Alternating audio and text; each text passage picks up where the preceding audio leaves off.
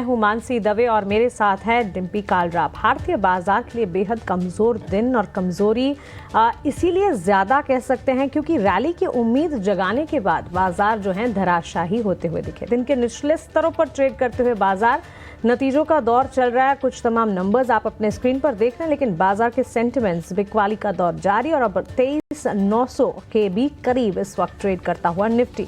Mid cap small cap भी धराशाही होते हुए बिकवाली का दबाव वहां पर भी देखने को मिल रहा। बैंक निफ्टी में 600 पॉइंट तक की गिरावट, इस गिरावट में सबसे ज्यादा कंट्रीब्यूट करते हुए बड़े players like axis bank, HDFC bank, SBI, यहां से जो बिकवाली आई है इसके चलते बैंक निफ्टी में भी गिरावट हावी होती हुई क्लियरली नजर आ रहा है कि सेंटिमेंट जो है खराब हो रहा है। कोई भी तेजी में बाजार जो है वो टिकने के मूड में नहीं नजर आ रहा है।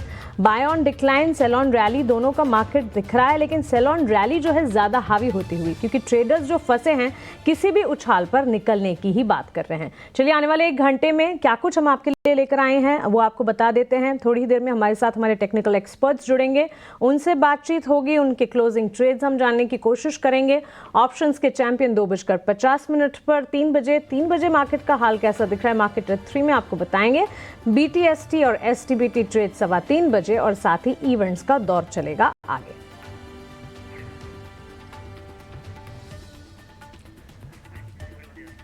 और चलिए बाजार की कुछ बड़ी बातें आपके स्क्रीन पर लेकर आते हैं। निफ्टी में 200 अंकों की बिकवाली, जैसे कि हम कह रहे हैं लगातार गिरावट का दौर आज दिन की शुरुआत से ही हावी होता हुआ और इस गिरावट में major players, major sectors, major pockets, सिर्फ रियल्टी को छोड़ दीजिए वहां से कुछ हद तक का सपोर्ट, लेकिन उसके अलावा हर तरफ बिकवाली। बैंक निफ्टी 650 अंकों की गिरावट, 51,200 के इर्द गिर्द ट्रेड करता हुआ बिकवाली। HDFC बैंक, SBI बैंक जहां पर कमजोरी और इसी कमजोरी के चलते बैंकिंग प्लेयर्स में बैंक निफ्टी में बिकवाली जो है वो और ज्यादा हावी होती हुई। ऑटो शेयरों में दबाव है, टाटा मोटर्स में करीब 2% की गिरावट है। बिकवाली ऑटो एंसिलरी में भी नजर आ रही है। कोई भी पॉजिटिव न्यूज फ्लो हो या कोई भी न्यूज फ्लो इनफैक्ट जो है वो बाजार को इस वक्त नहीं संभाल पा रहा। कंजम्पशन थीम पर भी दबाव है। ब्रिटानिया का स्टॉक करीब 6% बिकवाली देखते हुए।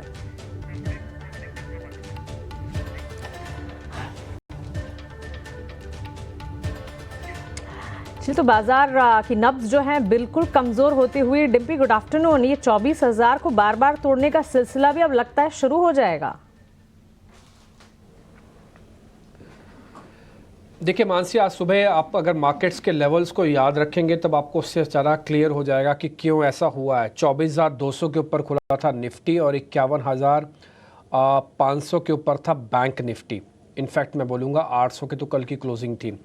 ये खोया इसलिए क्योंकि फॉलो अप बाइंग नहीं है। दूसरा पॉइंट, मार्केट के अंदर क्या प्रॉब्लम है वो है FIs का सपोर्ट ना होना। मैं कई बार आपको बता चुका हूँ कि FIs को आप इग्नोर नहीं कर सकते इन लेवल्स पे। FIs है हाँ, लेकिन आपको लैब ट्रेड करने से भी नहीं रोक रहा था मैं। और आज भी मैं बोलूँगा कि एक मौका आपको मार्केट ने फिर से दिया, लेकिन जैसे ही वो कमज़ोर हुआ, हमने आपको सुबह भी इंडिकेट किया था कि कोई बड़ी बात नहीं है कि आज बैंक निफ्टी वापस टूट जाए या फिर निफ्टी के अंदर भी प्रॉब्लम वापस से आ जाए। मार्केट्स आ रहा है, लेकिन ये शैलो है, ये खोखला मार्केट है। देखो आपको मैं चलो एक पॉइंट से बताता हूँ। आप इंडिया विक्स को सामने रखो। आप इंडिया विक्स अगर आप देखोगे तो वो कुछ ज़्यादा नहीं बढ़ा। दैट मीन्स मार्केट के अंदर फियर नहीं है, मार्केट के अंदर पार्टिसिपेशन नहीं है। फियर नहीं है तो पार्टिसिपेशन भी नहीं है। जो पार्टिसिपेट नहीं होता क्या है कि रिटेल की होल्डिंग जस की तस पड़ी हुई है, DIs की होल्डिंग जस के तस है। जो हो रहा है वो सिर्फ FIs की हो रहा है। 19 से 24 पहुँचे तो बाजार सुधरना लगा। अब आज देखना नंबर आपका कम आएगा वापस से। अब 24 से वापस 19 आ जाओगे, बाजार आपको फिर से कमज़ोर लगेगा। ये जो फील गुड और फील बैड वाला फैक्टर है ना, ये मार्केट को थोड़ा सा डिस्टर्ब कर रहा है। आपको मैं बोलूँगा 1 मिनट के लिए ज़रा वो वाला ग्राफ दिखा सकते हैं जिसमें 7 डेज़, 15 डेज़ और 30 डेज़ वाला आता है। उसमें अगर आप देखेंगे ना तो नेट में आपने निफ्टी में कोई बहुत ज़्यादा नहीं खोया हफ्ते भर के लिहाज से। अभी आएगा आपकी स्क्रीन पर देखेंगे, सिर्फ 1% खोया है। लेकिन इस 1% में आपने कई बार अपने मन से उम्मीद जगी है कि बाजार यहाँ से पुल बैक दिखा रहा है और कई बार पुल बैक को फेल होते भी देख लिया। ये इसी वजह से। और वैसे देखा जाए तो कुछ नहीं है, सिर्फ 200-150 पॉइंट का ही मूवमेंट है कुल मिला के, अगर आप नेट में समग्रता में देख रहे हैं। कहने का मतलब है कि मार्केट शैलो है, खोखला है, FIs की होल्डिंग है नहीं। बाज़ार में कोई भी अच्छी खबर आती है तुरंत उड़ता है, फिर उसके बाद बैक टू बैक बाइंग नहीं आती तो फिसल के नीचे आ जाता है। तो ये अभी भी मार्केट के अंदर चलेगा। आपको हमने 2 लेवल्स अच्छे से याद करवाए हुए हैं। पहला 24,800 जब तक आपको स्क्रीन पे नहीं दिखेगा यही चलता रहेगा, चलता रहेगा। दूसरा 52,800 जब तक स्क्रीन पे बैंक निफ्टी का नहीं दिखेगा ये भी चलता रहेगा। आपको हमने आज सुबह भी बताया था और एक बात रखी थी आपके सामने, अपने कॉर्नर ऑफ द माइंड, अपने दिमाग के एक हिस्से में ये बात सेव करके रखो कि हमने अभी 200 दिनों को पाया नहीं है। 200 दिनों के एवरेज 23,400 पे आके रुकती है, बैंक निफ्टी की 50,000 से भी नीचे आके रुकती है। बाजार बार बार बीच में से ठीक हो रहा है। मैंने कल आपको चार्ट भी दिखाए थे कि हम बीच में से ठीक हो रहे हैं, हम उस जगह पर नहीं है जिस जगह से एक्चुअली हमको ठीक होना है। तो इसलिए या तो एफआईएस की होल्डिंग को ठीक करो या तो मार्केट को 200 दिनों के एवरेज को टेस्ट कराओ। मैं खुद नहीं चाहता हूं कि 200 दिनों के एवरेज टेस्ट होने के लिए जाए, क्योंकि वो बहुत ही खतरनाक लेवल है और नीचे के लेवल है। यहाँ से भी करीब 500 पॉइंट निफ्टी के नीचे आने के चांसेस हैं। तो आप ये माइंड अपने एक कॉर्नर में अपने माइंड में फिक्स करके रखो कि भाई हम 200 दिनों के एवरेज तक भी जा सकते हैं जब भी अपने पोर्टफोलियो को डिज़ाइन करो। लैब ट्रेड करने से रोको मत अपने आप को, लैब ट्रेड ज़रूर करो। दूसरा पॉइंट, आप बड़े शेयरों का एकुमुलेशन करना शुरू करो। आज देवेंद्र चौकसी थे हमारे साथ फंडामेंटल एनालिस्ट के तौर पर, वो सब यही बात बता रहे हैं कि एकुमुलेशन करना इस समय ज़रूरी है। कुणाल परार, देवांग शाह, राजेश पालविया हमारे साथ कार्यक्रम में जुड़ रहे हैं। खैर इनको काफ़ी हद तक आदत भी है और इन्होंने अपने टेक्निकल डाटा से, एनालिसिस से काफ़ी हद तक स्टडी भी किया हुआ है कि मार्केट कैसे चल रहा है और कैसे चलेगा आपका। कुणाल जी बहुत शुक्रिया, थैंक यू वेरी मच। काफ़ी दिनों बाद आपसे वापस मुलाकात हो रही है। देवांग जी आपका भी शुक्रिया और राजेश सर आपका भी बहुत शुक्रिया, थैंक यू वेरी मच। पहले राजेश सर मैं आपसे शुरू करूंगा।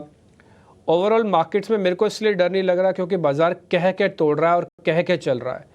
कह के चलने का मतलब है कि एफआईएस का नंबर आता है, डाटा का सपोर्ट मिलता है तो सामने से चलता है और उसकी मर्यादा है, वो कहाँ तक चलेगा वो बता के चलता है और उसके बाद जहाँ से फॉल होना है वहाँ से टूटता भी है। तो एक डिसिप्लिन बॉय की तरह है।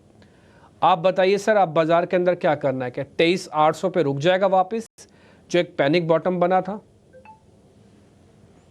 गुड आफ्टरनून डिम्पी जी, गुड आफ्टरनून एवरीवन। सो देखिए, मार्केट 23,800 पे रुकेगा या ना रुकेगा, ये तो वो लेवल जिस तरीके का माहौल बना हुआ है, लगता है कि शायद हम 23,800 के लेवल को भी तोड़ दें, क्योंकि एफआईआई का जो सेलिंग कंटिन्यूस बेसिस पे बना हो वही एक फैक्टर है जिसके चलते जो इन्वेस्टर कैश पे भी बैठे हैं या जो इन्वेस्टर को अपने पोर्टफोलियो में एवरेज करना है या फ्रेश नया इन्वेस्टमेंट करना है, वो भी बैकफुट पे बैठे हैं इसी डर के चलते कि कब तक ये एफआईआई की सेलिंग रुकेगी। ये एक ऑलमोस्ट हमने देखा 1 से 1.5 महीने में जिस तरीके की इंटेंस सेलिंग एफआईआई की यहाँ पे होते हुए दिखी है, और हर दिन का डेटा देखें तो वहाँ पे कहीं ना कहीं एफआईआई का एक नेगेटिव फिगर ही देखने को मिला है, और बीच में कई बड़े आईपीओ भी लाइंड अप थे, उनमें भी काफी कुछ पैसा इन्वेस्टर्स का वहाँ पे इन्वेस्ट हुआ है, जिसके चलते मार्केट में जो एक एग्रेशन था, एक मार्केट में लिक्विडिटी फ्लो था, वो कहीं ना कहीं ड्राई आउट होते हुए दिखा है, जिसके चलते अब जो भी छोटी मोटी भी सेलिंग आ रही है वो भी मार्केट को एक दबाव क्रिएट करते हुए दिख रहा है। हालांकि जैसा आपने बताया कि मार्केट थोड़ा शेलो है, यस, क्योंकि देखिए डोमेस्टिक पार्टिसिपेंट तो अभी भी साइडलाइन पे है, वो बहुत ज्यादा यहाँ पे पार्टिसिपेट नहीं कर रहे हैं इस तरीके के मार्केट में, क्योंकि काफी कुछ नए इन्वेस्टर्स के लिए तो ये एक नया दौर उन्होंने पहली बार एक्सपीरियंस किया है पिछले 4 साल के मार्केट में। इस तरीके की गिरावट की 1 से 1.5 महीने तक मार्केट कंटिन्यूस गिरते रहे और कोई भी एक सब्सटेंशियल पुलबैक ना मिले, और जो स्टॉक्स उन्होंने खरीदे उसमें एग्जिट भी नहीं मिल रही। तो ये एक उनके लिए नया दौर है, नया तरीके से उन्हें सीखना होगा। डेरिवेटिव मार्केट में भी काफी चेंजेस हुए जिसका भी इम्पैक्ट इस मंथ में आना है। 19 नवंबर से हमें वीकली कॉन्ट्रैक्ट भी खत्म होंगे, तो वो सारे निवेशक, वो सारे ट्रेडर्स भी एक नए तरीके से मार्केट में पार्टिसिपेट करते हुए दिखेंगे। तो हमें लगता है काफी कुछ चेंजेस मार्केट में पिछले 1 डेढ़ महीने में होते हुए दिखे, फ्रेमवर्क्स जो चेंज हुए हैं और मार्केट के डायनामिक्स जो चेंज हुए। अर्निंग्स में भी थोड़ा सा डिसअपॉइंटमेंट था, तो हमें लगता है कि ये अभी रहेगा थोड़ा दबाव मार्केट में कुछ समय के लिए। मार्केट में उछाल पे जरूर वापस से सप्लाई बनता हुआ दिखेगा, लेकिन कुछ सिलेक्ट पॉकेट जो कि जैसे कि आईटी, फार्मा, कुछ केमिकल स्टॉक्स, यहाँ पे थोड़ा बाइंग इंटरेस्ट जरूर बना हुआ है। बाकी सारी पॉकेट्स में अभी भी कंटिन्यूस सप्लाई है, तो निफ्टी का लेवल उन 23,800 जो कि प्रीवियस स्विंग लो था, वही एक लेवल है जो कि इम्पोर्टेंट रहेगा मार्केट के लिए। अगर हम बचा पाते हैं इस अगले 2-3 दिन में वो लेवल, तो एक पुलबैक बनेगा। लेकिन पुलबैक में भी 24,200-300 के लेवल वापस से सप्लाई जोन जैसा काम करेंगे। तो मेजर कंफर्ट आएगा 24,300 के ऊपर। जब तक वो लेवल नहीं निकलता, मार्केट में छोटे मोटे उछाल में फिर इसी तरीके का दबाव देखने को मिलेगा। 23,800 अगर टूट जाता है तो फिर हम, हो सकता है आपने जो लेवल का जिक्र किया है 200 दिन का मूविंग एवरेज, वहां तक भी हम फिसल सकते हैं। तो 23,800 अभी स्टॉप लॉस रखना होगा, जो अभी भी यहाँ पे पोजीशन होल्ड कर रहे हैं या ट्रेड ले रहे हैं लॉन्ग साइड का। बिल्कुल राजेश जी, इत्तेफाक रखती हूँ आपकी इस बात से। सबसे बड़ी गौर करने वाली बात तो ये है कि मार्केट में और मार्केट पार्टिसिपेंट्स में कॉन्फिडेंस जो है वो बिल्कुल डगमगा सा गया है। क्योंकि ऐसा नहीं है कि बाजार अब आगे बढ़ने की कोशिश नहीं करता।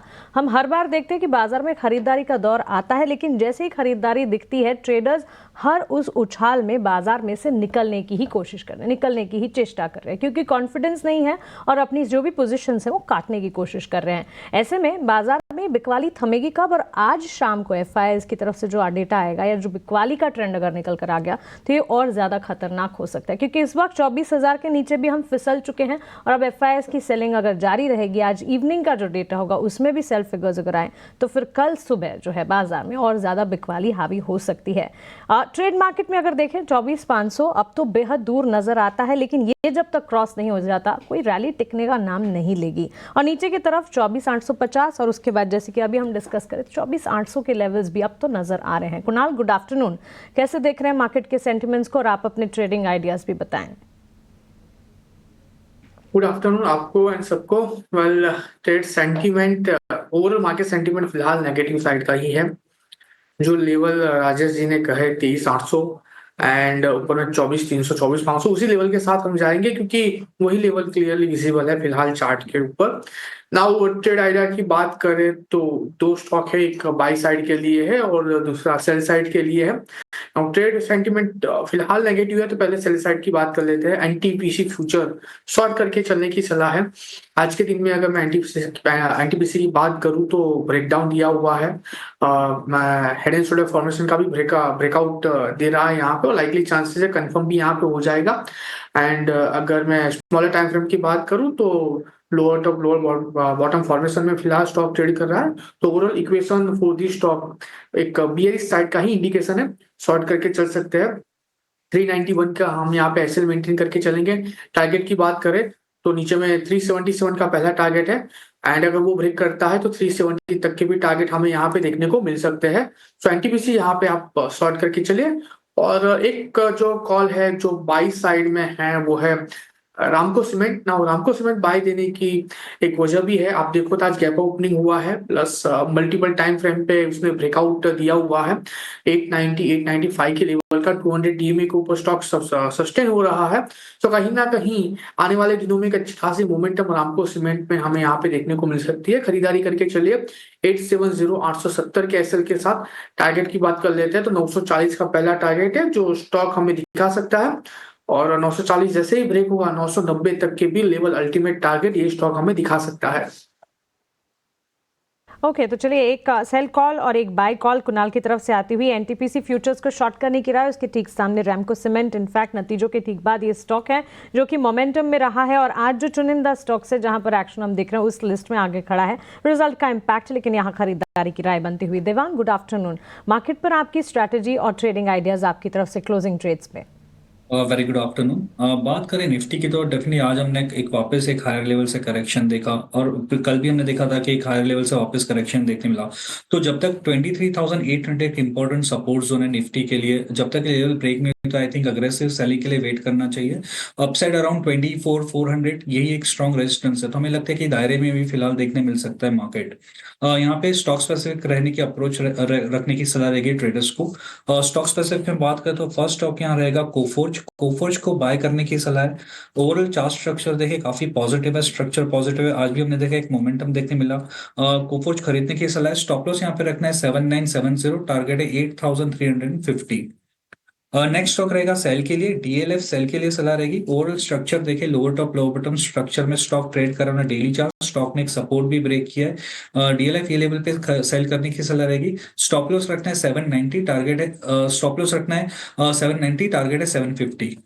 ओके जैसे कि आप देख सकते हैं हमारे एक्सपर्ट्स भी दोनों ही साइड के कॉल्स दे रहे हैं। कुणाल की तरफ से भी हमने एक सेल कॉल और एक बाय कॉल देखी, और देवांग का भी मानना है कि कोफोर्ज में इन स्तरों पर खरीदारी के मौके ढूंढे जा सकते हैं और डीएलएफ फ्यूचर्स में बिकवाली की रणनीति। राजेश जी, आपके ट्रेडिंग आइडियाज बचे हैं क्या? आप भी buy strategy and sell strategy दोनों ट्रेडिंग आइडियाज में दे रहे हैं? तो मानसी जी बिल्कुल एक बाय एक सेल आइडिया के साथ ही जाएंगे। और बाय में जो स्टॉक पसंद आ रहा है वो है फोर्टिस हेल्थ केयर। स्टॉक में कंटिन्यूटी बनी हुई है, अपट्रेंड की series of higher top higher bottom formation यहाँ पे डेली वीकली टाइम फ्रेम पे देखने को मिला है। स्टॉक अपने almost all time high trajectory पे ही ट्रेड करते हुए दिख रहा है। इस तरीके के मार्केट में जो स्टॉक इस तरीके की स्ट्रेंथ यहाँ पे डिस्प्ले कर रहा है वो क्लियरली एक आउट परफॉर्मिंग स्टॉक है। और सेगमेंट में health care and hospital segment में एक अच्छा मोमेंटम हमने देखा था, तो हमें लगता है फोर्टिस हेल्थ केयर यहाँ पे बाय किया जा सकता है 670 के अपसाइड के टारगेट के लिए। डाउन साइड में स्टॉप लॉस होगा करीब 630 के आसपास। शॉर्ट साइड में स्टॉक जो यहाँ पे वीक लग रहा है वो है गेल का, गैस अथॉरिटी। यहाँ पे अगर हम देखें तो स्टॉक में पिछले 5-6 वीक से एक सस्टेन सप्लाई देखने को मिला। आज के डेटा में, डेरिवेटिव डेटा में भी यहाँ पे शॉर्ट बिल्टअप के साइन देखने को मिले। स्टॉक अपने near term short term moving average इसके नीचे फिसलते हुए दिख रहा है। हमें लगता है गेल फ्यूचर को यहाँ पे बेचा जा सकता है। और डाउन साइड के टारगेट 188 तक, हमें 188 185 तक आते हुए दिख सकते हैं। स्टॉप लॉस रखना होगा करीब 202 रुपए के आसपास। ठीक है, तो चलिए नोट डाउन कर लीजिए 3 कॉल्स आपके लिए बिकवाली के एज क्लोजिंग ट्रेड्स हमारे एक्सपर्ट्स की तरफ से। एनटीपीसी फ्यूचर्स, गेल और साथ ही डीएलएफ फ्यूचर्स को शॉर्ट करने की राय, और इसके ठीक सामने Ramco cement, Fortis health care और कोफोर्ज यहाँ पर खरीदारी की राय। बाजार में जिस तरह के सेंटिमेंट्स डेवलप हो रहे हैं ऐसे में स्टॉक स्पेसिफिक रहना काफ़ी ज़रूरी हो जाता है, और स्टॉक स्पेसिफिक मौके आपको कुछ चुनिंदा काउंटर्स में मिल भी सकते हैं। ब्रॉडर मार्केट्स भी अगर आप देखें आज बिल्कुल सपोर्ट नहीं मिल रहा है, लेकिन otherwise mid cap small cap players में अगर आप देखेंगे कुछ चुनिंदा प्लेयर्स स्टॉक्स आपको दिखेंगे। आज ही देखिए जुबिलिएंट फूड, कुणाल, इस कमजोर बाजार में भी ऑफकोर्स रिजल्ट का एक इम्पैक्ट है, लेकिन दमदार नतीजों के दम पर जुबिलिएंट फूड का स्टॉक अच्छी मजबूती दिखा रहा है, करीब 7% की तेजी के साथ ऑलमोस्ट 641 के लेवल्स पर। आज सुबह जहां शुरू हुआ था उसी तेजी पर कायम है। अच्छी खासी मोमेंटम आज के दिन में देखने को मिली है। इवेंट बेस्ड रैली आज जुबिलेंट फूड में हमें देखने को मिल रही है। 641 के अराउंड है, ऊपरी लेवल पे 655 का हाई बनाया है। मैं कहूंगा कि नई पोजीशन तो यहाँ पे बना के नहीं चल सकते, क्योंकि रिस्क रिवॉर्ड नई खरीदारी के लिए उतना परफेक्ट नहीं है। लेकिन अगर ऑलरेडी ये स्टॉक पोर्टफोलियो में है तो मैं कहूंगा कि इसको होल्ड करके रखिए। वापस ये स्टॉक हमें 655 और 655 जैसे ही क्रॉस करेगा 700 तक के लेवल दिखा सकता है। तो जुबिलेंट फूड एक अच्छा स्टॉक है, नई खरीदारी के लिए हम थोड़ा सा अवॉइड करेंगे। ऑलरेडी पोजीशन है तो वो हम कैरी करके चल सकते हैं।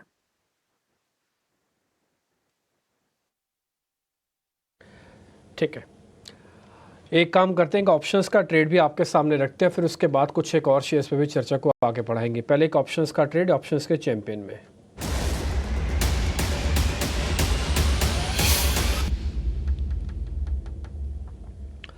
तेजस हमारे साथ जुड़े हैं। तेजस जी बताइए कौन सा ऑप्शन ढूंढा है आपने? गुड आफ्टरनून डिम्पी जी और तमाम दर्शकों को मेरा नमस्कार। तो आज का मेरा जो ऑप्शन का चैंपियन का ट्रेड है वो है इन्फोसिस लिमिटेड।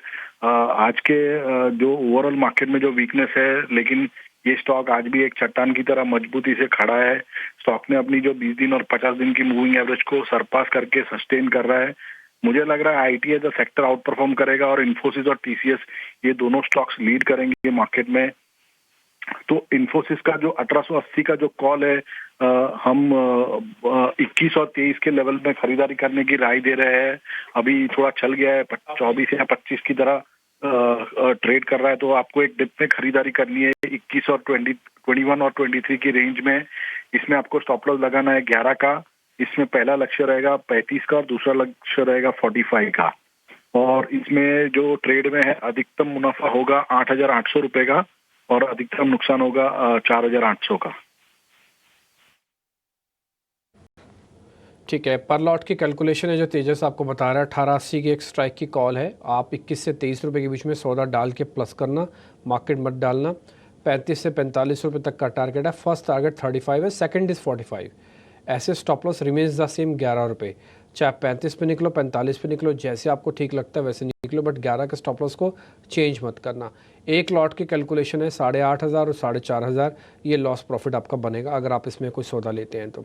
स्टैंडर्ड डिस्क्लोजर भी चला दो एक बार। और डेरिवेटिव्स में थोड़ा लॉस होता है, हालांकि अब वीकली धीरे धीरे करके ऑप्शंस को भी अच्छे से रेगुलेट किया जा रहा है। 20 तारीख के बाद से आपको इंडेक्स की वीकली जो ऑप्शंस हैं उनको भी रेगुलेशंस में डाल दिया गया है। खैर, इन्फोसिस आज हर निशान में है, तो आईटी की लीडरशिप खैर साफ दिख ही रही है, लेकिन सिर्फ आईटी से काम नहीं चलेगा। ये बात हम सुबह भी आपसे कह रहे थे कि सिर्फ आईटी को हर निशान में रख के सोचे कि मार्केट ब्रेकआउट कर दे या अपने डैमेज को कंट्रोल कर दे, नहीं हो पाएगा। इसके लिए ऑटो चाहिए, इसके लिए रियल एस्टेट चाहिए, इसके लिए काफ़ी हद तक मेटल्स चाहिए। ये तीनों आज एब्सेंट है। एक बार ज़रा दिखाना स्क्रीन पर, metal, real estate and auto, तीनों दिखा दो आप। ऑटोज डेज लो, मेटल्स भी दिखाओ, जल्दी जल्दी फायर करते जाओ। निफ्टी मेटल्स और निफ्टी एक रियल एस्टेट, तीनों होगा। मेटल्स डेज लो और साथ ही एक रियल एस्टेट भी दिखाओ। ठीक है जी, आगे बढ़ते हैं। कुछ और सौदे जरा चेक करवा लेते हैं आज के मेहमानों से। आज के लॉन्ग साइड पे तो आज ट्रेड भी ढूंढने में थोड़ा आपको कमी भी मिलेंगे, लेकिन ठीक है। अच्छा, एक काम आपको और करो, जरा स्क्रीन पर एडवांस डिक्लाइन की रेशियो भी दिखाओ। आज शॉर्ट करीब 110 हैं, अनवाइंडिंग के मिला दोगे 30 शेयर तो करीब 140 शेयर आपको कमज़ोर दिखेंगे। ये भी एक तरह का बॉटम चेकआउट करने का तरीका होता है कि भाई आपके नंबर ऑफ़ शेयर में कितना स्क्वीजिंग हो चुकी है। आज बहुत सारे शेयर्स आपको लाल निशान में दिखेंगे। एडवांस डिक्लाइन जहाँ पर F&O वाला आज से आता है, ये वाला 130 शेयर हैं, तो आज नंबर्स है गंभीर है काफ़ी। एडवांस डिक्लाइन ब्रेथ मार्केट की काफ़ी ख़राब हुई है, सुबह तक ये ठीक थी। आगे बढ़ें, अब जरा तेज़ी वाले स्टॉक्स में चेक करवाता हूँ। एक जरा इप्का लैब का शेयर दिखाना है स्क्रीन पर। Ipca lab, Rajesh sir, Ipca lab के अंदर आज डेरिवेटिव्स की पोजीशंस तो काफ़ी स्ट्रांग बनी है। हालांकि प्राइस एक्शन सिर्फ 2% है, लेकिन ये 2% ओपन इंटरेस्ट के साथ काफ़ी इंपॉर्टेंस रखता है। जरा आपका इस पे व्यू पॉइंट इप्का लैब। तो बिल्कुल आज देखें तो करीब 10 से 11% का ओपन इंटरेस्ट यहाँ पे एडिशन देखने को मिला है। लॉन्ग बिल्टअप बना है स्टॉक में। ओवरऑल लॉन्ग टर्म स्ट्रक्चर तो स्टॉक के बुलिश ही है। जरूर थोड़ा सा करेक्शन हमने पिछले 2-3 हफ्तों में देखा है स्टॉक में, लेकिन आज का जो मूव है ये ऑलमोस्ट अपने 50 डे मूविंग एवरेज के को ही डिफेंड करके वहां से एक पुलबैक का ट्रेंड बनते हुए दिखा है। अगर हम इसके लॉन्ग टर्म चार्ट भी देखें तो ये स्टॉक में एक सस्टेन अप ट्रेंड तो बना हुआ है। तो यहाँ पे सजेशन ये रहेगा कि जिनके पास पोजीशन है या फ्रेश बाय भी कर रहे हैं तो 1520-25 के लेवल इसके लिए काफी इंपॉर्टेंट है डाउनसाइड में। जब तक ये उसके ऊपर बना हुआ है ट्रेंड इंटैक्ट रहेगा नियर टर्म शॉर्ट टर्म के हिसाब से। And on the higher side 1610 का लेवल क्रॉस करने के बाद स्टॉक हो सकता है कि हमें 1660 1670 की तरफ भी बढ़ता हुआ दिखे। तो इप्का लैब में पोजीशन होल्ड रखें 1525 के स्टॉप लॉस से। ठीक है, 15-25 का एक स्टॉप लॉस लगा के पोजीशंस को होल्ड रखें आप। और आप चाहें तो इसके अंदर पोजीशंस को थोड़ा लंबा भी कैरी करना, क्योंकि बिल्डअप काफ़ी ठीक है और अगर कहीं भी पुल बैक आया तो बेनिफिट मिल सकता है। देखिए, डिफेंसिव का चलने की वजह एक ये भी हो सकती है मार्केट के अंदर कि एग्रेसिव स्टॉक्स पीछे हटे हुए हैं। आज आप स्क्रीन से दिखाओ एक बार जरा HDFC, रिलायंस, दोनों शेयर्स को दिखाओ। आज दोनों का पार्टिसिपेशन 0 है। उन 6 शेयरों की सूची दिखा दो जो सुबह सुबह हम दिखाते हैं, जिनके पास करीब 40% से ज़्यादा का मार्केट शेयर है, यानी कि वेटेज है उनके पास। आप देखो सभी के सभी शेयर्स कुछ खास दम नहीं लगा रहे हैं बाज़ार को ऊपर करने में। तो आप सिर्फ और सिर्फ आईटी के दम पर सोचें कि ऐसा चल जाएगा, थोड़ा मुश्किल लग रहा है सारी चीज़ें।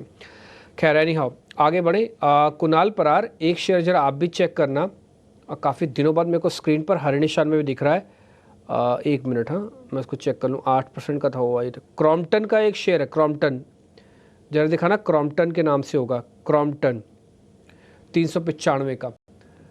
कुणाल परार, एक बार जरा इसको चेक करना, ये शेयर ठीक लग रहा है क्या आपको? टिम्पी जी, अगर ये स्टॉक की बात करूं तो बट ऑब्वियसली ये स्टॉक फिलहाल मुझे एक अच्छे लेवल पे लग रहा है। 393 के अराउंड है और डेली चार्ट पे ये स्टॉक ने रिसेंटली आप देखो तो 200 DMA का सपोर्ट भी लिया हुआ है। और इतना ही नहीं, देखने जाए तो जो प्रीवियस बॉटम था जो 370 360 के अराउंड था, उसका भी सपोर्ट लिया हुआ है स्टॉक ने। एंड कहीं ना कहीं बाउंस बैक एक्सपेक्टेशन रख सकते हैं। और इससे भी अच्छा अगर डिम्पी जी मैं कहूँ तो डेली चार्ट पे बुलिश डाइवर्जेंस बनाया है ये स्टॉक ने। सो मल्टीपल इक्वेशन है जो ये स्टॉक को फिलहाल सपोर्ट कर रहे हैं। बुलिश मोमेंटम के लिए खरीदारी करके चलने की सलाह है। 393 के अराउंड स्टॉक ट्रेड कर रहा है। लोअर लेवल पे 375 का हम यहाँ पे एसएल मेंटेन करके चलेंगे। टारगेट की बात करते हैं डिम्पी जी, तो पहला जो टारगेट है जो स्टॉक हमें दिखा सकता है वो 407 है। और जैसे ही 407 क्रॉस होगा वन में ये स्टॉक हमें 430 तक की मोमेंटम दिखा सकता है। यानी 9 से 10% का मोमेंटम हम यहाँ से एक्सपेक्ट कर सकते हैं। ठीक है, ये डन हो गया। तो आपने क्या, क्रॉम्पटन को प्लस करो, 407 पहला टारगेट, फिर 430 दूसरा टारगेट है। चाहो तो उसमें 385 का एक स्टॉप लॉस भी डाल लो आप। अगर जिसके लेवल्स आपको गेस्ट दे रहे हैं ना, तो बैक टू बैक को स्टैम्पिंग करते जाओ ताकि लिखतम और वक्तम हो जाए। खाली बाय बाय बाय बाय बार बार मत मारो। उसमें एक स्टैम्प बनी हुई है हमारे पास जिसमें एक स्टॉप लॉस लिखा हुआ है 385 और टारगेट लगा हुआ है 407 रुपये का। वो स्टैम्प भी लगा के इसको काम पक्का कर दो। छोटा सा ब्रेक ले रहे हैं। ब्रेक के बाद में ना आज यूपीएल के अंदर तेज़ी आई है। कल डेज लो बंद हुआ था, आज गैप के साथ खुला, उसके बाद और भी बढ़ा। मैनेजमेंट ने रातों रात ऐसा क्या बोल दिया कि कल की गिरावट को सारा का सारा ख़त्म करने का आज बीड़ा उठा लिया यूपीएल ने, इसके बारे में चर्चा होगी। साथ ही आपके मन में ये क्वेश्चन चल रहा होगा कि भाई अब मार्केट के अंदर गिरावट आई है, हमें अपने पोर्टफोलियो को रीडिज़ाइन करना है या नए लोगों को अंदर आना है।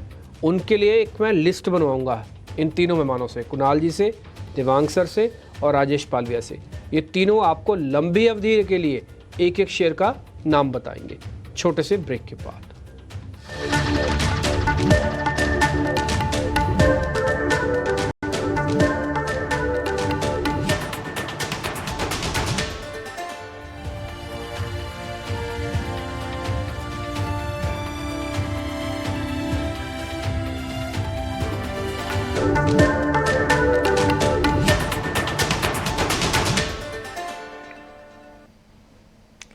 गिरावट के दौर में बाजार और इस गिरावट में करीब 3 लाख करोड़ का मार्केट कैप इरोजन हम देख चुके हैं। इंडिसेस की अगर बात करें, सेक्टोरल मार्केट की अगर बात करें, हर तरफ बिकवाली, रियल एस्टेट और आईटी सिर्फ बाजार को संभालने का काम करे। इसके अलावा अगर आप देखेंगे financial services, auto, PSU bank, FMCG, हर तरफ बिकवाली। निफ्टी फाइनेंशियल सर्विसेज सबसे ज्यादा गिरावट में कंट्रीब्यूट करता हुआ, और ध्यान रखिए फिन निफ्टी की आज वीकली ऑप्शन एक्सपायरी का दिन भी है। बिकवाली का दबाव, इस बिकवाली में नतीजों का दौर लास्ट लेग में, लेकिन कुछ इंपॉर्टेंट नंबर्स अब भी आना बाकी है। निफ्टी कैटेगरी में आयशर मोटर्स के नतीजे सितंबर तिमाही के कल आने वाले हैं। नतीजों से ठीक पहले बिकवाली है स्टॉक में, लेकिन नतीजों पर अनुमान क्या कहते हैं, आइए शरद से जान लेते हैं। शरद बताइए, आयशर मोटर्स के नतीजों से उम्मीदें क्या लगानी है?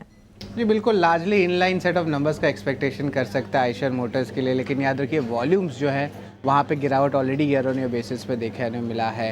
हेडलाइन नंबर्स की बात करें तो रेवेन्यू का लगभग 7% का ग्रोथ है ईयर ऑन ईयर बेसिस पे एक्सपेक्टेशंस, एबिडा में 5% का ग्रोथ, और अगर मार्जिन्स की बात करें तो यहाँ पे जो है देख सकते हैं कि ऑलमोस्ट फ्लैटिश जो है मार्जिन्स रह सकती है। पैट में भी तो फ्लैटिश ग्रोथ नंबर्स का देखने मिल सकता है। दूसरे तिमाही के ओवरऑल रॉयल एनफील्ड की वॉल्यूम्स 1% गिरी थी ईयर ऑन ईयर बेसिस पे, और डोमेस्टिक वॉल्यूम यहाँ पे भी 2% का गिरावट देखने मिला था। एक्सपोर्ट वॉल्यूम्स हालांकि देखा जाए तो लगभग 11% ऊपर था साल दर साल। कुछ एक्सपेक्टेशंस है, इस पे फोकस कर लेते हैं। रेवेन्यू ग्रोथ जो है ऑफकोर्स जो इंक्रीज़ है उनके एएसपी यानी कि एवरेज सेलिंग प्राइस होती है उसमें देखने मिल सकती है बढ़ोतरी। प्रोडक्ट मिक्स और अच्छे रियलाइजेशन के कारण मार्जिन्स को थोड़ी सपोर्ट मिल सकती है, लेकिन वहीं ऑफसेट भी कर सकती है क्योंकि एड स्पेंड्स इस बार ज़्यादा हुए हैं क्योंकि ऑफकोर्स फेस्टिव सीजन का क्वार्टर भी था। रॉयल एनफील्ड की मार्जिन स्टेबल रह सकती है सिक्वेंशली, और जो वीसीवी सेगमेंट है, जो कमर्शियल व्हीकल सेगमेंट होता है, वहाँ पे लगभग 28% का मार्जिन रह सकता है, लेकिन ये भी एक्सपेक्टेड है कि फ्लैटिश रहेगा। तो ओवरऑल ज़्यादा कुछ बड़ा एक्सपेक्टेशंस नहीं है, आपका flattish inline set of numbers का एक्सपेक्टेशंस है। और अगर कुछ सरप्राइज आती है तो स्टॉक में रिएक्शन भी आ सकता है, क्योंकि हमने देखा ऑटो स्टॉक्स में बड़ा करेक्शन भी आया है। तो इम्पॉर्टेंट रहेगा कंपनी की कमेंट्री कैसे रहेगी, और ओवरऑल अर्बन डिमांड में कोई स्ट्रेस आया है कि नहीं, उस पर भी बाजार की नज़र रहेगी। का नतीजों से ठीक पहले ये अनुमान हमारे सामने रखने के लिए आयशर मोटर्स हम देख रहे हैं करीब 1% की बिकवाली 4750 के इर्द गिर्द। नतीजों से ठीक पहले फ्लैटिश इनलाइन सेट की expectations. Rajesh ji, Eicher Motors, automobile और ऑटो एंसिलरी पर आपका एक टेक। मानसी जी देखिए, इस करेक्शन के दौर में ऑटोमोबाइल स्टॉक्स में भी एक करेक्शन यहाँ पे आते हुए दिखा। हालांकि इस सेक्टर ने काफी अच्छे रिटर्न पिछले कई महीनों में इन्वेस्टर्स को दिए हैं। लेकिन आइशर मोटर में अगर हम देखें ओवरऑल स्ट्रक्चर, तो पिछले दो दो महीनों से स्टॉक एक करेक्शन के दौर यहाँ पे दिखा रहा है। हालांकि कंट्रोल्ड फॉल देखने को मिला है, अभी भी स्ट्रक्चर यहाँ पे अगर हम देखें तो इंटैक्ट है। जब तक ये स्टॉक 4650 4600 के ऊपर बना हुआ है, हमें लगता है कि यहाँ पे जैसे ही मार्केट में थोड़ी बहुत भी स्टेबिलिटी आएगी, ये स्टॉक वापस एक अपमूव कंटिन्यू करते हुए दिखेगा। ऑन द हायर साइड जो इसके लिए मेजर रेजिस्टेंस है वो करीब 4900 4950 के आसपास है। जैसे ही वो लेवल क्रॉस होंगे तो ये स्टॉक वापस अपने अप ट्रेंड को रिज्यूम करते हुए दिखेगा। देन हो सकता है फिर हमें 5200 400 तक के टारगेट भी आते हुए दिखे। लेकिन इस प्रोसेस में टाइम लगेगा, बिकॉज क्योंकि मार्केट का टेक्सचर थोड़ा वीक है। ऑटोमोबाइल के नंबर में थोड़ा सा गिरावट देखने को मिली, जिसके चलते कुछ इन्वेस्टर्स ने जरूर यहाँ पे प्रॉफिट टेकिंग की है हायर साइड पे।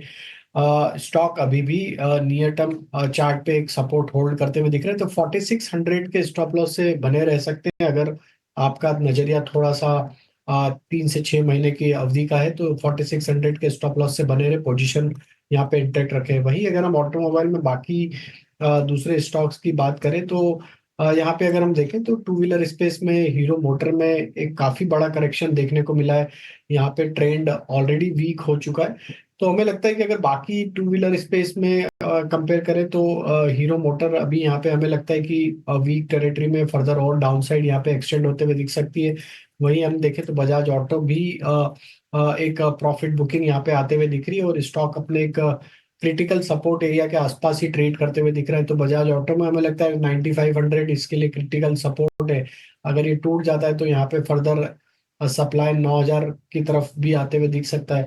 तो ओवरऑल स्ट्रक्चर थोड़े बियरिश साइड में टर्न होते हुए दिख रहे हैं ऑटोमोबाइल स्पेस में। बट आइशर मोटर में हमें लगता है कि अभी भी यहाँ पे पोजीशन होल्ड की जा सकती है 4600 के stop loss.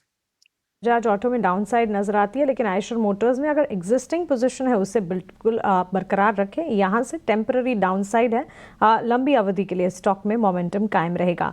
Kunal, L&T technology services की अगर बात करें, न्यूज़ बेस इम्पैक्ट जो कि पॉजिटिव न्यूज़ फ्लो देखने को मिला। कैलिफोर्निया बेस्ड कंपनी के साथ डेफिनेटिव पैक्ट साइन किया, $110 मिलियन का इंटेल स्विफ्ट के साथ ये करार साइन किया, और उसके ठीक बाद स्टॉक में हमने मोमेंटम देखा। न्यूज़ फ्लो के चलते तो मोमेंटम है, लेकिन टेक्निकली क्या चार्ट्स भी आपको दुरुस्त नजर आते हैं? वेल, चार्ट में भी मोमेंटम है, और यहाँ से फर्दर मोमेंटम का एक्सपेक्टेशन भी रख सकते हैं, क्योंकि अगर आप चार्ट देखो तो आज स्टॉक ने 200 डीएमए के ऊपर जो है ट्रेडिंग स्टार्ट किया है, एंड लाइकली चांसेस है कि 200 डीएमए के ऊपर का क्लोजिंग हमें देखने को मिल जाए। उतना ही नहीं, अगर मैं फॉर्मेशन वाइज बात करूं तो कहीं ना कहीं स्टॉक ने एक डाउनवर्ड फॉलिंग ट्रेंडलाइन का भी आज ब्रेकआउट दिया हुआ है। पिछले 3-4 दिन का जो कंसोलिडेशन था उसका भी ब्रेकआउट दिया हुआ है। सो मल्टीपल सपोर्ट है यहाँ पे, मल्टीपल इक्वेशन है यहाँ पे, जो बुलिश साइड के मोमेंटम का इंडिकेशन दे रहे हैं। यहाँ पे खरीदारी करके चलने की सलाह रहेगी। स्टॉक अभी 5290 के अराउंड ट्रेड कर रहा है। लो लेवल पे हम जो एसएल मेंटेन करके चलेंगे 5000 के अराउंड है। एसएल थोड़ा सा बड़ा होगा, 5000 के अराउंड का एसएल है। पहला टारगेट 5432 का है, और जैसे ही ये ब्रेक होगा वन वे रैली में ये स्टॉक हमें ऊपर में 5900 तक के भी लेवल दिखाने के लिए सक्षम है। तो खरीदारी करके चलने की सलाह रहेगी एलटीटीएस।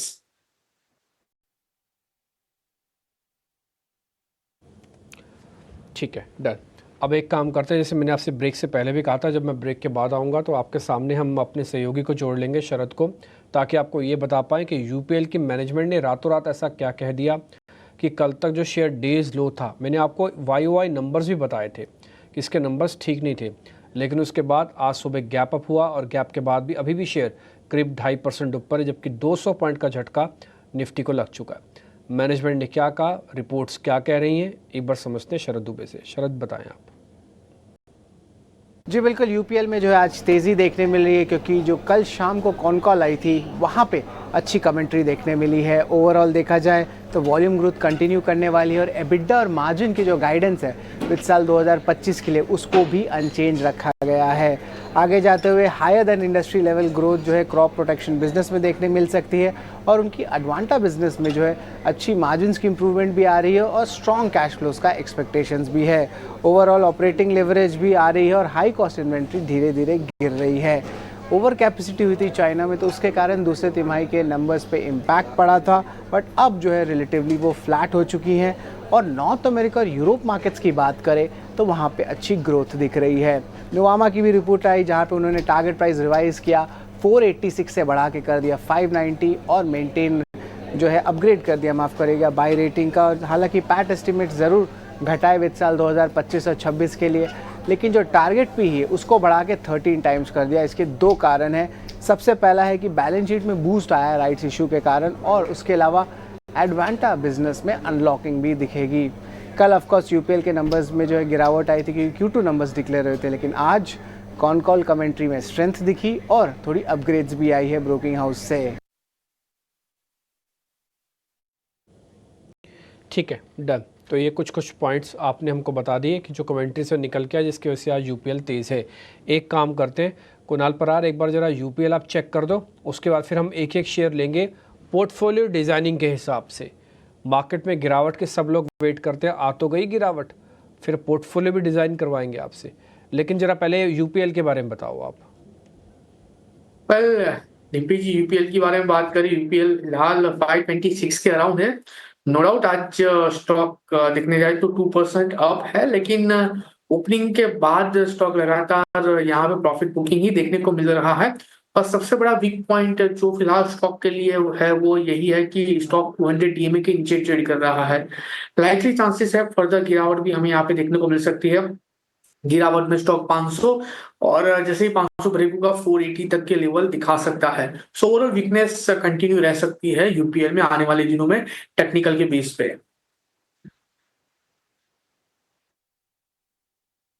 के बेसिस पे थोड़ी वापस से प्रेशर आ सकता है। अब हम जरा उस सीरीज़ को शुरू कर रहे हैं जिसमें आप अपने शेयर्स हैं। मैं थोड़ा डिजिटल टीम को भी ये बोलूँगा जो सोशल मीडिया हैंडल्स हमारे हैंडल कर रहे हैं कि ये जो चंक अभी सर बताएंगे, तीनों मेहमान कुणाल जी बताएंगे, दिवांग जी भी बताएंगे और राजेश जी भी बताएंगे। जो एक एक शेयर बता रहे हैं उसको प्रॉपर काट के ना आप सोशल मीडिया पर डाल दीजिएगा, इन्वेस्टमेंट्स के लिए शेयर हैं। राजेश सर, मैं आपसे शुरू कर रहा हूँ। 5 साल से पहले सौदा नहीं काटूंगा, 5 साल तक उस ट्रेड को रखूंगा, या मान लो चलो 3 भी रख लो, 3 से 5 साल की अवधि है मेरी, और मैं मार्केट के गिरावट का वेट कर रहा था। आगे गिरावट 23,800 भी दिख रहा है मेरे को अब स्क्रीन पर।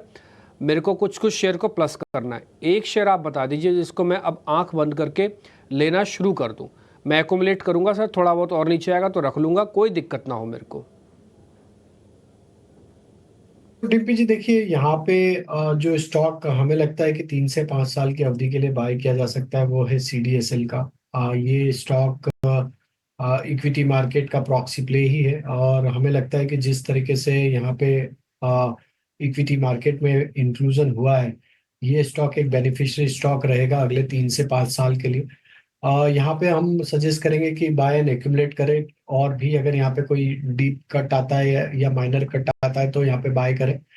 बाइंग रेंज सजेस्ट करेंगे 1523, अभी करंट मार्केट प्राइस है 1523 से लेके 1460, ये एक बाइंग रेंज हम सजेस्ट करेंगे। स्टॉप लॉस जो सजेस्ट करेंगे वो होगा करीब 1300 रुपए के आसपास। और हमें लगता है कि यहाँ पे जो स्ट्रक्चर बने हुए हैं इसमें कंटिन्यूटी रहेगी, और इसके 3 से 5 साल के टारगेट हमें लगता है 2000 से लेके 2200 की तरफ भी बढ़ते हुए दिख सकते हैं। ठीक है, तो आपकी तरफ से होगा सर CDSL। आप ये कह रहे हैं कि एक शेयर है CDSL जिस पे ध्यान रखा जाए, ये नोटिस कर लीजिएगा। हाँ, ये लिख लीजिएगा अपनी अपनी लिस्ट में, अपनी अपनी डायरी में। आप यूट्यूब पे भी आगे पीछे करके देख सकते हैं। प्रोड्यूसर साहब ज़रा छाप भी दीजिएगा। CDSL पहला शेयर हो गया सूची के अंदर। अब दिवांग भाई आप ज़रा बता दीजिए एक शेयर ऐसा कौन सा है जिसमें अब आप एकोमुलेशन करना शुरू करेंगे, अब उसमें रुका नहीं जाएगा, अब उसको शेयर को ख़रीदना ही शुरू करना चाहिए। सो यहाँ पे अक्यूमुलेशन के हम टेक महिंद्रा को देख सकते हैं। ओवरऑल मंथली चार्ट पे देखिए स्टॉक ने एक अच्छा ब्रेकआउट दिया है। बाय रेंज रहेगी 1660 से 1685। यहाँ पे स्टॉप लॉस रखना है 1565 का। अपसाइड अराउंड 1900 तक के टारगेट देखते मिल सकते हैं टेक महिंद्रा में लंबी अवधि के लिए। 1900 तक के टारगेट हैं टेक महिंद्रा के, आप ये कह रहे हैं कि रखना है। ठीक है, एक शेयर हो गया CDSL, दूसरा शेयर हो गया टेक महिंद्रा, तीसरा कुणाल परार आपको बताना है। तीनों शेयरों की सूची तैयार हो जाएगी हमारी, जिसको मेरे को एकोमुलेट करना है। सर जरा आप भी बता दीजिए प्लीज़। तीसरा जो स्टॉक है वो है टाटा टेक्नो, डिम्पी जी। टाटा टेक्नो बहुत दिनों से मैं यहाँ पे स्टॉक को ट्रैक कर रहा हूँ। नो डाउट मार्केट डाउन है इसलिए स्टॉक पीटा हुआ है, लेकिन मुझे लग रहा है कि आने वाले दिनों में ये स्टॉक अच्छा खासा परफॉर्म कर सकता है। एंड अगर ये स्टॉक के प्रोज एंड कॉन्स देखने जाए तो अच्छी खासी डिविडेंड यील्ड ये स्टॉक की है। एंड ओवरऑल मोमेंटम आज स्टॉक में देखने जाए तो कंपनी ऑलमोस्ट डेट फ्री है। सो एक अच्छी खासी मोमेंटम आईटी काउंटर्स में आने वाले दिनों में देखने को मिल सकती है, जहां पे ये जो स्टॉक है पर्टिकुलरली टाटा टेक्नो अच्छा परफॉर्म कर सकता है। सो इसमें आप लॉन्ग टर्म के लिए भी जा सकते हो। मैं यहाँ तक भी कहूंगा कि हर मंथ ऑन मंथ अगर एसआईपी भी करनी है तो एसआईपी भी यहाँ पे करके जा सकते हैं। 995 के अराउंड ये स्टॉक ट्रेड कर रहा है प्रेजेंट लेवल पे, और यहाँ से कोई भी गिरावट आती है 950 तक खरीदारी करके चल सकते हैं। टारगेट की बात करें तो डिम्पी जी सबसे पहला टारगेट जो उसका होगा वो उसका ऑल टाइम हाई होगा, यानी कि स्टॉक 1400 भी क्रॉस कर सकता है। मीन टाइम में एक साल में 1400 भी क्रॉस कर सकता है। लंबी अवधि की बात करूं, यानी अगर मैं 5 साल की बात करूं तो मुझे लग रहा है कि ये स्टॉक आने वाले दिनों में 3500 का भी लेवल क्रॉस कर सकता है। सो टाटा टेक्नो पे मुझे पूरा कॉन्फिडेंस है, इसको लॉन्ग टर्म के लिए एक्यूमुलेट किया जा सकता है। ठीक है, तो ये तीनों शेयर आपके पास आ गए, आपकी सूची तैयार हो गई होगी। अब आप देखिए, कई लोगों ये कहना है कि भाई हमको गिरावट में शेयर्स बताइए। आज ही मेरे को किसी ने पूछा मेरे से कि मेरे को ऐसे शेयर्स बताइए जिसको मैं अब एक्यूमुलेट करना शुरू कर दूं। पहले तो महंगा था, वो भी फील कर रहे थे, एफआईज भी फील कर रहे थे, हम भी खुद फील कर रहे थे। हमने तो कई बार ऐसा बोला कि जो एक्सट्रीम बुलिश है ना मार्केट पे, वो भी नहीं खरीद पा रहे मार्केट को। कितना बुलिश होगा था आप इसी से सोचो। अभी ऐसी लेवल पे आ गया कि जहाँ पर एक्यूमुलेशन शुरू की जाए। मैं ये तो नहीं कह सकता कि अभी बॉटम बन गया, क्योंकि अभी तो 200 दिनों की एवरेज टेस्ट ही नहीं हुई। और मैं बता दूं 200 दिनों के एवरेज थोड़े खतरनाक लेवल है। बैंक निफ्टी के तो 50,000 के नीचे के लेवल है। तो अभी उस तक भी हम अपने कॉर्नर अपने माइंड में रखे हुए हैं कि अच्छा वहाँ तक भी आ सकते हैं। तो इसलिए ये सारे शेयर्स आप रखिएगा। इन्वेस्टमेंट्स कॉल्स हैं ऊपर बकायदा, आप देखिए प्लेट पे हमने छाप के रखा है आपके लिए। राजेश सर कह रहे हैं CDSL, दिवांग कह रहे हैं कि टेक महिंद्रा, और एक और कंपनी है टाटा ग्रुप की जो हमको कुणाल परार ने दिया है, वो है टाटा टेक्नोलॉजी। तो 3 शेयर हो गए, CDSL, tech Mahindra, Tata tech. ये तीनों के तीनों शेयर लंबी अवधि के हिसाब से आप चाहें तो शुरू कर सकते हैं, आज से ही लेना। ठीक है जी, अब थोड़ा और आगे बढ़े। अब जरा मार्केट का आज का मोमेंटो फटाफट से चेक करते हुए चलते हैं, फिर हम क्लोजिंग की तरफ भी बढ़ेंगे। BTST भी करवाना है आपको कुछ। 1 मिनट जरा मैं ओपन इंटरेस्ट के हिसाब से चेक करा, तो ऐसे नहीं तो फिर हल्के शेयर आ जाएंगे। रैमको सीमेंट, BTST करना है राजेश सर कि आज का प्रॉफिट बुक करें, निकले बाहर 5% ऊपर रहे।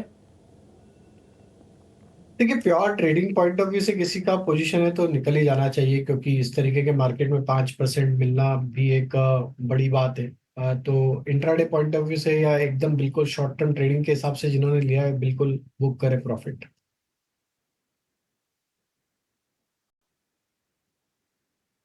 डन। तो रैमको सीमेंट पे आप एक बार इंट्राडे के हिसाब से तो प्रॉफिट बुक करना चाहे तो भले कर सकते हैं, आपकी मर्जी। थोड़ा मुश्किल भी है, ये बात भी सच है, हालांकि बिल्डअप काफ़ी स्ट्रॉन्ग है। आज 14% का बिल्डअप है इसके अंदर। एक छोटा सा ब्रेक लेते हैं, ब्रेक के बाद कुछ और BTST STBT के सौदे आपके सामने होंगे।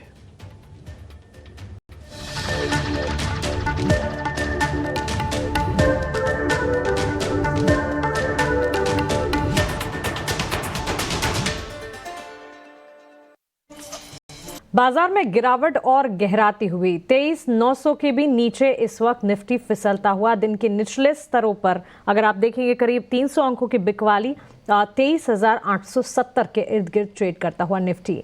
बैंक निफ्टी में अगर देखेंगे करीब 800 अंकों की गिरावट, वहां पे भी जहां हम ऊपरी स्तरों से शुरुआत कर रहे थे वहां से बिकवाली का दबाव 750 अंकों की बिकवाली, टू बी प्रिसाइज 51,134 के लेवल्स पर।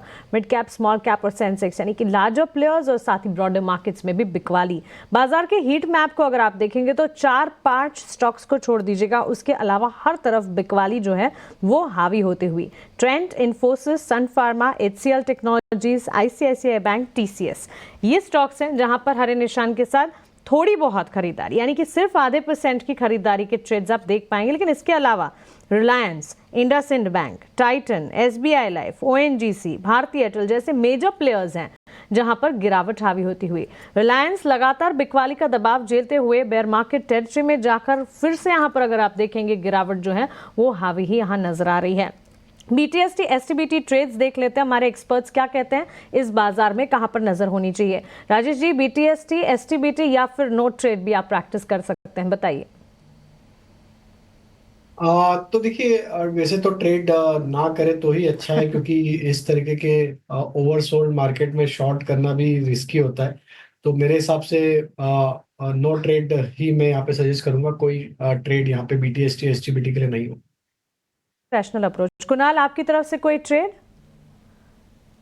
वेल डेफिनेटली एक ट्रेड है सीमेंस का, फ्यूचर शॉर्ट करके चलने की यहाँ पे सलाह रहेगी। 6,790 6,800 के अराउंड फिलहाल सीमेंस का जो फ्यूचर है वो ट्रेड कर रहा है। यहाँ पे हम शॉर्ट करके चल सकते हैं। टारगेट की बात कर लेते हैं तो जो टारगेट है वो है 6680 का टारगेट है, सबसे पहला टारगेट, जो इसका रिसेंट का बॉटम भी है। एंड अगर ये ब्रेक होता है तो 6,550 तक के भी लेवल एज ए टारगेट हमें ये स्टॉक दिखा सकता है। तो सीमेंस का फ्यूचर यहाँ से शॉर्ट करके चलने की सलाह है। ऊपर के लेवल पे अगर एसएल की बात करें तो 6,920 का हम यहाँ पे एसएल मेंटेन करके चलेंगे। शॉर्ट्स STBT ट्रेड कुणाल की तरफ से सीमेंस फ्यूचर 6,680 के टारगेट्स को मद्देनजर रखते हुए 6,798 के स्तर पर 4% की गिरावट, कैश मार्केट फ्यूचर्स को शॉर्ट करने की राय इस वक्त। देवांग, आपकी तरफ से कोई BTST या STBT ट्रेड? हमने जैसे पहले भी डिस्कस किया कोफोर्ज पे BTST देख सकते हैं। स्टॉप लॉस यहाँ पे रखना होगा कोफोर्ज में अराउंड 7,970 और 8,350 के टारगेट के लिए, तो यही स्टॉक पे फोकस रखेंगे कोफोर्ज पे। जी, हाउसिंग फाइनेंस प्लेस पर एक राय आपसे जानना चाह रही थी मैं। एक तो LIC हाउसिंग फाइनेंस और एक बजाज हाउसिंग फाइनेंस। वैसे ये डिबेट भी होती है कि Bajaj housing finance in comparison to the veteran LIC housing finance, Bajaj housing finance के लिए डेटा कम होंगे, लेकिन क्योंकि बाजार में गिरावट का दौर चल रहा है, क्या यहाँ पर कोई अपॉर्चुनिटी बिल्ट हो रही है या फिर इससे दूर रहना है? तो देखिए, मार्केट के करेक्शन के साथ ये स्टॉक्स में भी करेक्शन तो देखने को मिला है। LIC हाउसिंग फाइनेंस का अगर ओवरऑल स्ट्रक्चर देखें तो वीकली चार्ट में स्टॉक एक फॉलिंग चैनल में ही ट्रेवल करते हुए दिख रहा है, जो कि दिखाता है कि एक सस्टेन सप्लाई प्रेशर यहाँ पे बना हुआ है।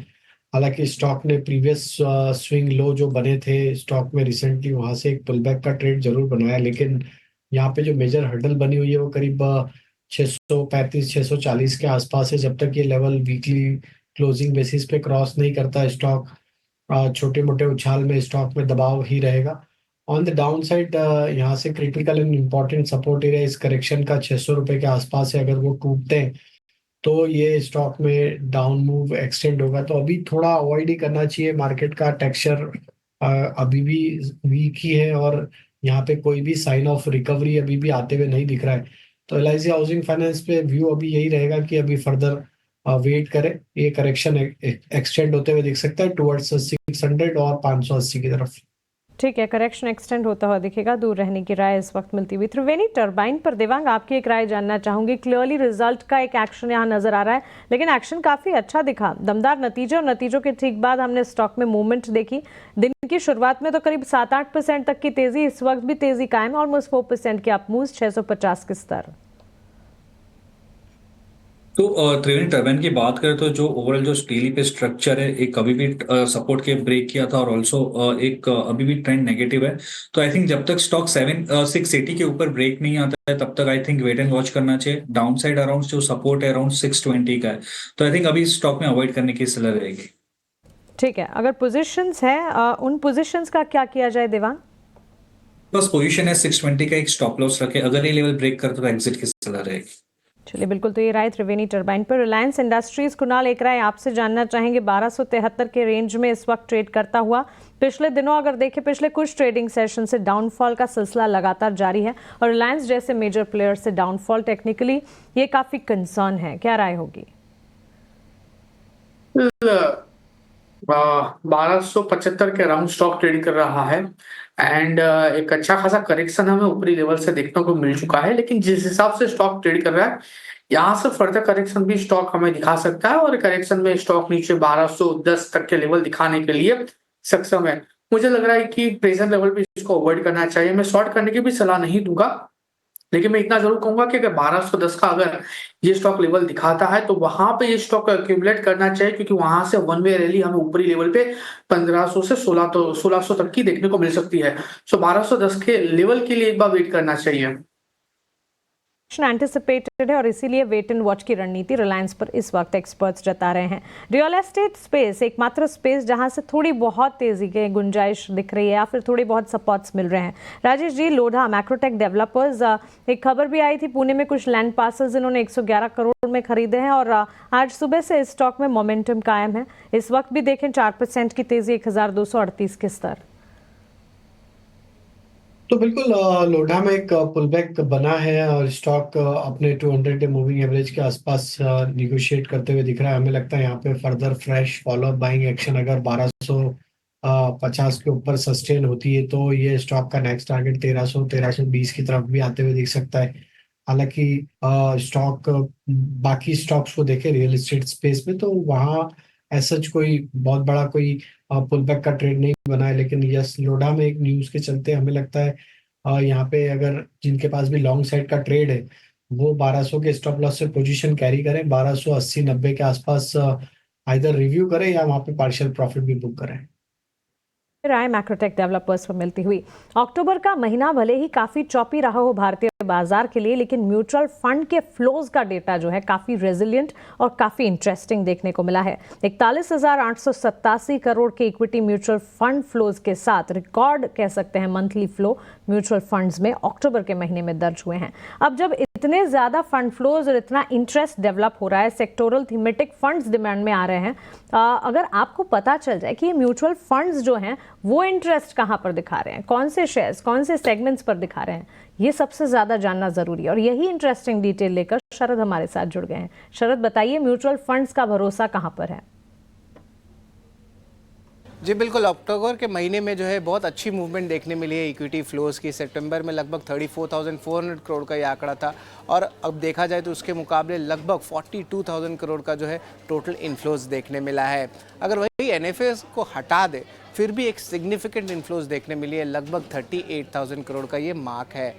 बात करते हैं तो फाइनेंशियल, हेल्थ केयर, आईटी शेयरों में जो है ज़्यादा निवेश देखने मिले हैं और यहाँ पे इन्फ्लोज ज़्यादा आए हैं। और उसके अलावा oil and gas, discretionary, auto शेयरों में जो है निवेश घटाया गया है और वो हमने देखा भी है कि इन स्टॉक्स में थोड़ी सी सेलिंग प्रेशर भी आई है। सितंबर में जो है ऑलमोस्ट 4.9% का कैश लेवल्स था और अब जो है अक्टूबर में 5.1% हो गए, यानी कि कैश लेवल्स बढ़ने लगे हैं क्योंकि आगे जाते हुए शायद इंस्टीट्यूशन ज़्यादा डिप्लॉय कर सकते हैं क्योंकि मार्केट में वॉलेटिलिटी आ रही है। लेकिन जो कंपनीज़ हैं जहाँ पे खरीदारी और बिकवाली हुई है म्यूचुअल फंड की देखें तो पीएनबी जो है आप यहाँ पे अच्छी बाइंग आई है। बिकवाली में देखें तो आईओसीएल जो है फोकस में रहेगा। इसके अलावा जोमेटो और बजाज हाउसिंग की भी बात कर लेते हैं जहाँ पे एक्शन देखने मिली है, जहाँ पे आप देख सकते हैं खरीदारी जो है जोमेटो में बढ़ते जा रही है। इसके अलावा टाटा स्टील और वेदांता, इन दोनों केसेस में भी देखें तो अलग अलग ट्रीटमेंट्स देखने मिल रही है। रिलायंस में जो है देखिए बाइंग आई है और वही बिकवाली, छोना फाइनेंशियल में देखने मिली। और एसबीआई की बात करें तो यहाँ पे भी जो है बाइंग आई है। हालांकि ऑटो स्पेस से टाटा मोटर्स में जो है पोजीशंस कट किए गए हैं। इसके अलावा भी जो है मिड कैप स्मॉल कैप की बात कर लेते हैं जहाँ पे वोडाफोन आइडिया में खरीदारी देखने मिली है। स्टीप करेक्शन आई थी एक समय, वोडाफोन आइडिया की ऑलमोस्ट 50% गिर गई थी, उसके बाद से थोड़ी बाइंग इंस्टीट्यूशंस की आई है। बिकवाली में आईडीएफसी भी फोकस में रहेगा। इसके अलावा आईडीएफसी फर्स्ट बैंक में भी जो है बाइंग देखने मिली है। स्टॉक में बड़ी करेक्शन आई थी अर्निंग्स के बाद, बिकवाली में सेल आया है। और इसके अलावा अगर स्मॉल कैप मिड कैप की बात करें तो बैंक ऑफ महाराष्ट्र की बात करते हैं, वही दूसरे साइड बंधन बैंक में सेलिंग आती है। इसके अलावा सुजलॉन एनर्जी पैक में बात करें तो यहाँ पे बाइंग आई है और एचपीसीएल में सेल। और आखिर में बात करें तो मदरसन सुमी वायरिंग में जो है बाइंग आया है। और आपका जो है टेलीकॉम सेगमेंट से इंडस टावर यहाँ पे सेल देखने मिला है और यहाँ पे अर्निंग्स का भी इम्पैक्ट आया है। तो ये पूरा रिपोर्ट कार्ड है म्यूचुअल फंड के बाई सेल का, आपके लार्ज कैप्स और मिड कैप्स का।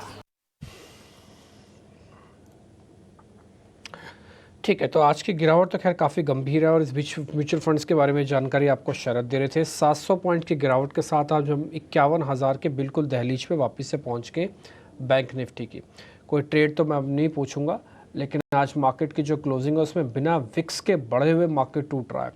इसका मतलब यह है कि मार्केट के अंदर फियर तो नहीं है, लेकिन मार्केट के पास फोर्स भी नहीं है। अगर फोर्स होता तो आज का गैप बहुत काम का था। आपके पास 24,200 था, 51,500 था और इनफैक्ट मैं बोलूँगा आज तो सुबह स्पॉट में फ्यूचर्स में 52,000 भी था। तो एथिकली देखा जाए तो 1000 पॉइंट बैंक निफ्टी के चले गए और विक्स बढ़ा कितना, सिर्फ 2 से 2.5%। तो फियर से नहीं टूट रहा है मार्केट टूट रहा है फोर्स की कमी से। ये फोर्स की कमी कहाँ पर है, ये एफआईएस की कमी दिख रही है मार्केट के अंदर, वो अवेलेबल नहीं है।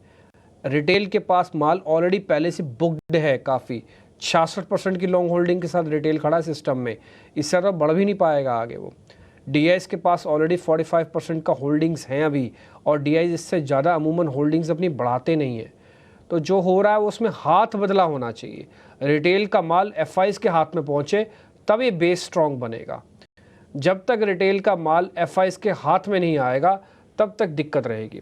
तो ये चीज़ आप डेरिवेटिव्स के डाटा में ज़रूर डेली बेसिस पर चेक करो। पुट कॉल रेशो, विक्स, ये सब चीज़ तो ठीक है, लेकिन होल्डिंग्स का मैटर बहुत इंपॉर्टेंट है इस समय। दूसरा पॉइंट, सबका साथ सबका विकास वाले शेयर्स चाहिए ही चाहिए। आपको 6 शेयर्स चाहिए। खाली आईटी का नाम छोड़ के कि आईटी मार्केट को बचा लेगा, फार्मा मार्केट को बचा लेगा, इन 2 शेयरों से बहुत दिनों तक आप चला नहीं पाओगे बाज़ार को। चर्निंग मस्ट है, और ये चर्निंग मस्ट आज नहीं दिखी है। आज देखो वापस से बैंकिंग काउंटर्स में HDFC ने आज अपना 1730 का क्रूशल सपोर्ट के नीचे क्लोज कर रहा है, नहीं तो 1730 से तोड़ता ही नहीं था। ये तो कुछ शेयर्स के मैं आपको लेवल जो मेरे को मूजवानी याद ही हो गए देखते देखते, तो वो बता पा। नहीं तो अगर गंभीरता से देखा जाए तो आज मार्केट में बहुत ज़्यादा डैमेज है, परसेंटेज के हिसाब से, कन्विक्शन के हिसाब से, और मैं बोलूँगा काफ़ी हद तक सपोर्ट के लेवल्स के टूटने के भी हिसाब से। एक एग्जांपल ही सिर्फ HDFC में आपको बता रहा हूँ, 1730 के नीचे क्लोज कर रहा है। खैर एनी हाउ, एडवांस डिक्लाइन की रेशियो भी आज ख़राब है मार्केट में, और आज बढ़ने गिरने वाले शेयर्स उतने ठीक नहीं थे। कुल मिला के बाज़ार को ठीक होने के लिए समय लगेगा। आज हम सुबह भी यही बात कर रहे थे कि आप ये सोचो कि बाज़ार गिरा है और कल ही कल में रॉकेट बन के सारे लेवल्स वापस आ जाएं, ऐसा नहीं होगा। उसके लिए हाँ हो सकता है, बट बहुत सारी कंडीशन अप्लाइड है, वो सबके लिए अभी वो है ही नहीं अवेलेबल, तो चलेगा कैसे।